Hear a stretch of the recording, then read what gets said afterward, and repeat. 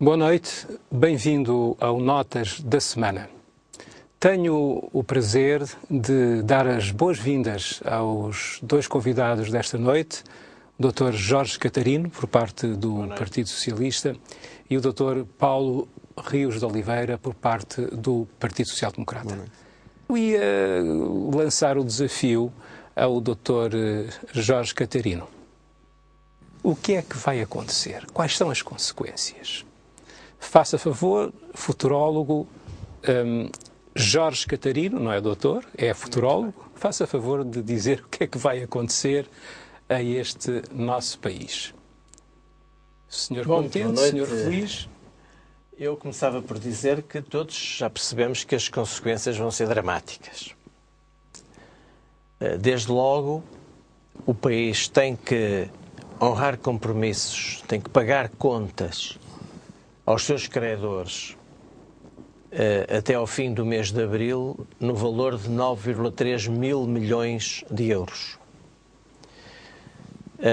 Com a desconfiança dos mercados, com a ausência até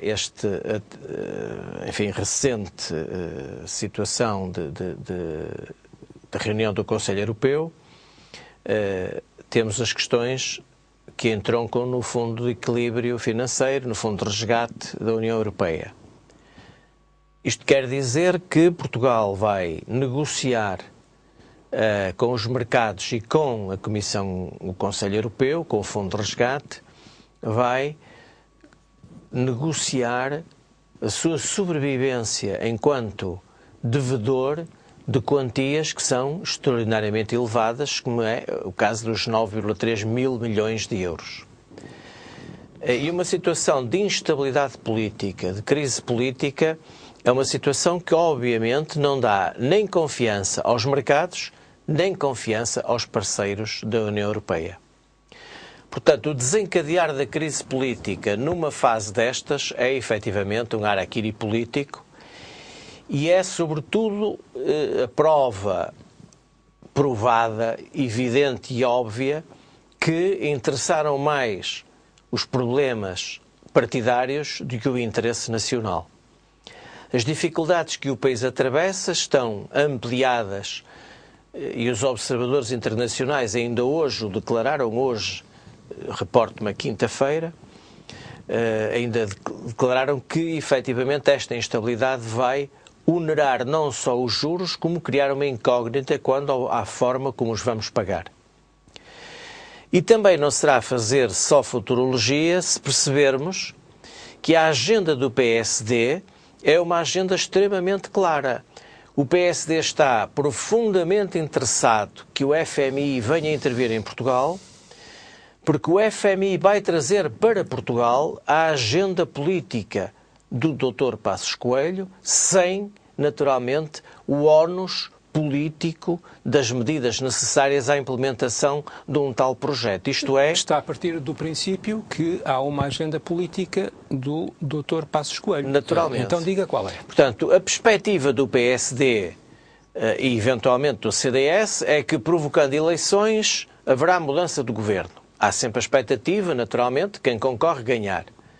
E nessa perspectiva, a vinda do FMI com as situações agravadas como vão estar, o FMI vai, naturalmente, cumprir a agenda neoliberal, isto é, vai atacar as questões do Estado Social, que é um paradigma da esquerda, que é uma das grandes bandeiras do Partido Socialista, vai atacar a escola pública, vai atacar o Serviço Nacional de Saúde, vai atacar os fundos de pensões. Não nos esqueçamos que no governo do Durão Barroso e Santana Lopes, o Dr. Bagão Félix queria privatizar os fundos de pensões e torná-los fundos de investimento. O que se tivesse acontecido, teríamos aqui uma situação idêntica à da Islândia.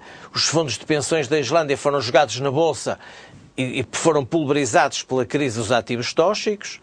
O que quer dizer que se tivesse acontecido isso em Portugal, neste momento também não teríamos dinheiro para pagar aos reformados e acontecia como na Islândia, que os reformados andam a varrer as ruas e a vender caixas de fósforos e a fazer recados de transporte de flores e outros biscates.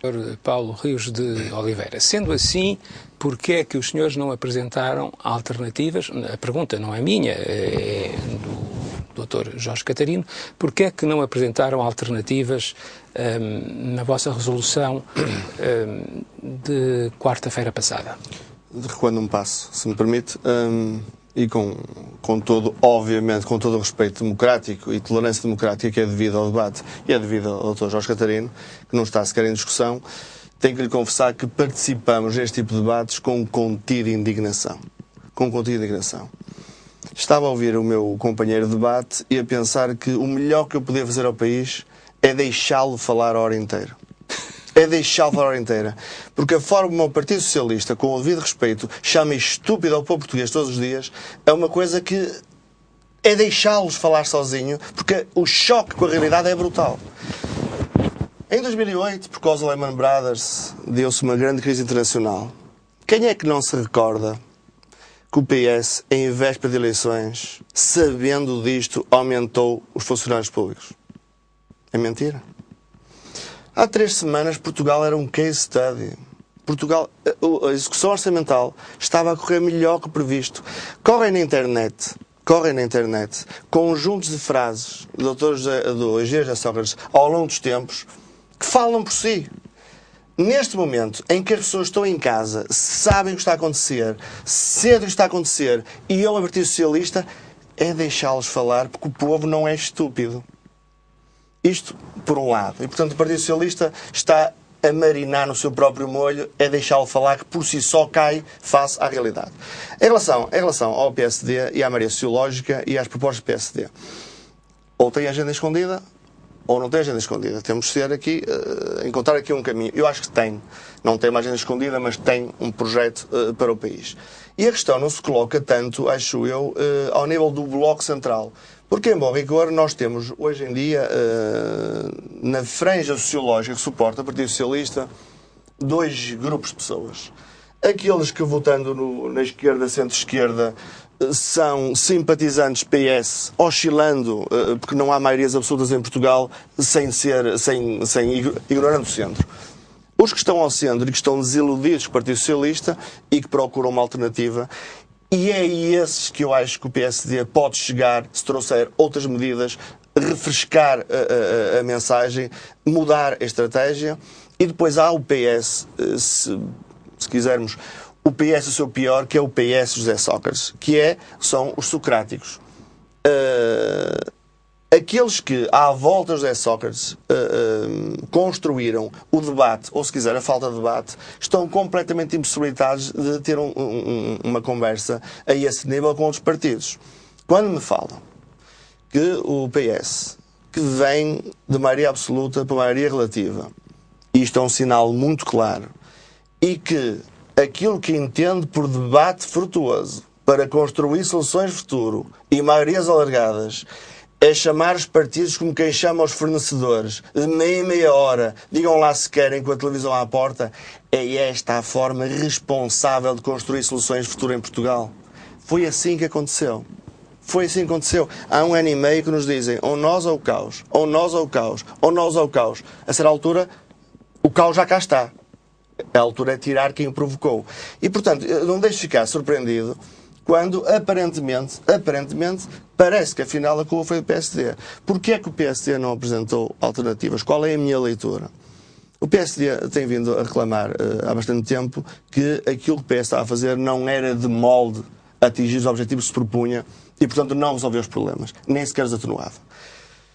Só que é preciso avaliar os resultados. Mas quando chegamos ao momento em que nós temos a taxa de juro constantemente a subir, este governo, com o apoio do PSD, com as maiorias parlamentares que lhe foram dadas a cada momento, não conseguiu, internacionalmente, aumentar a credibilidade do nosso Estado.